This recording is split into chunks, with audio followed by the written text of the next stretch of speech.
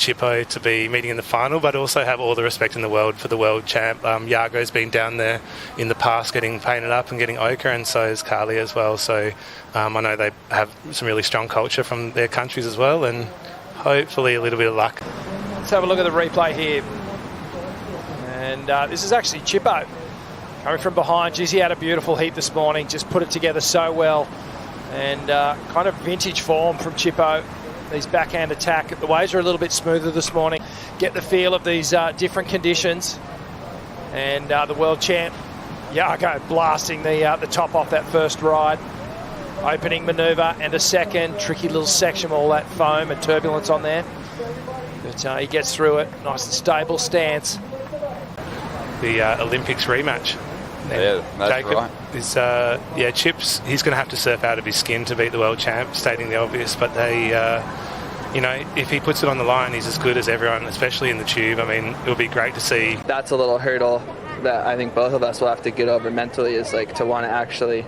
Fist pump, 6.17 is what he needed, and this is Yago on the left. So we haven't seen many left-handers today. Yago, a little layback hack. Slopier style wave here. You can see it starts breaking out to sea. It's the worst feeling as a surfer, man, just getting that interference. Here we go, chip up. Nothing in it between Yago Dora and J.Willcox, who gets on the attack. Those big drawn-out bottom turns have served him beautifully on his run through to this point in the competition. He's going to thread together a nice combination here.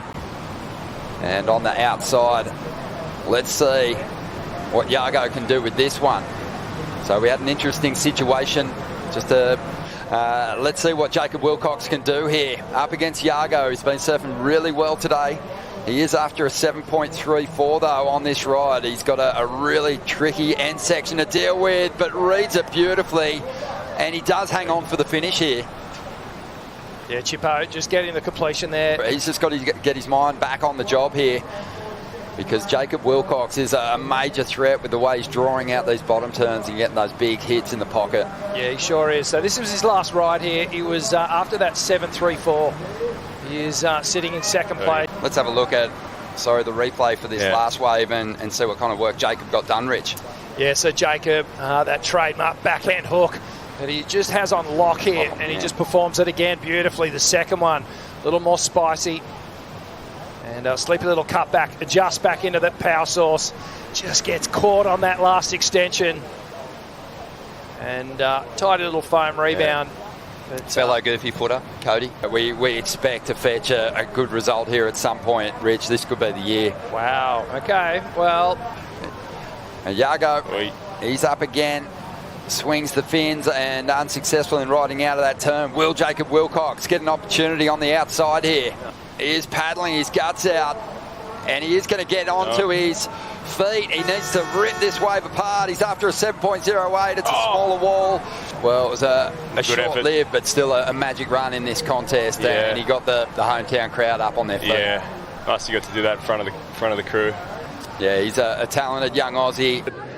I kind of blocked because I wasn't expecting he was going to be like exactly in the line I was going for the wave, and then I kind of braked, and maybe I should have like forced it a bit more because they didn't call it, but it was really hard to reset because I had more than 10 points already at that moment, and he should have gotten interference, so the heat was pretty much over, and then he got a wave and actually turned the heat, and the announcers kept announcing the heat normally without even talking about the situation, and it was really confusing, honestly, and then I just had to kind of, all right, it's not going to happen this way. I'm gonna surf and I'm gonna win that way. That's the way I wanted to win, of course. And then that situation happened. He was like right in front of me, and it was just really confusing that they didn't call it. And hopefully, I want to watch it later. But it was pretty weird because he was obviously really pissed about it, Jacob, and I think he wasn't expecting that he was putting himself in that situation, and he also saw it was a clear interference because as soon as the situation happened, he started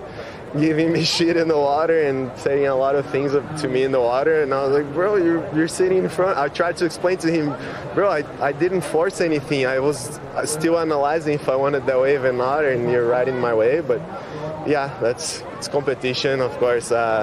the nerves are really high, and yeah, but I'm glad I made the heat and I got some good waves in the end. And Jacob is a great surfer. I have amazing respect for him. Just that situation alone doesn't delete everything that we have, all the respect I have for him, and hopefully we can talk about it in the future and really see through it. But yeah, that was just one of those tough situations. It's a shame, but yeah, we'll keep going.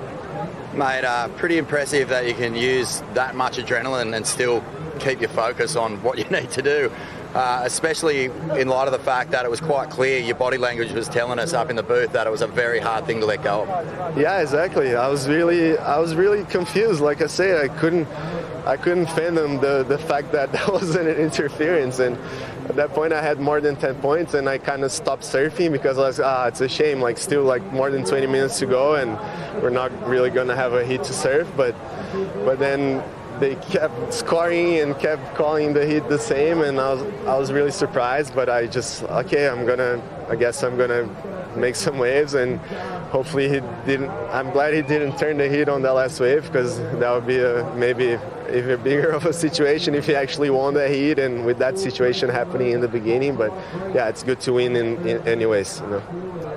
Mate, congratulations. I know, again, not the way that you want to really surf heats with all that adrenaline and energy in the water, but at the same time, you get the job done, and at the end of the day, that's the name of the game. Yeah, exactly. It's competition, you know. We're all here. Our lives are always exposed, and we're exposed for those kind of situations to happen. And yeah, we wear our nerves on our sleeves, and yeah, we just go for it.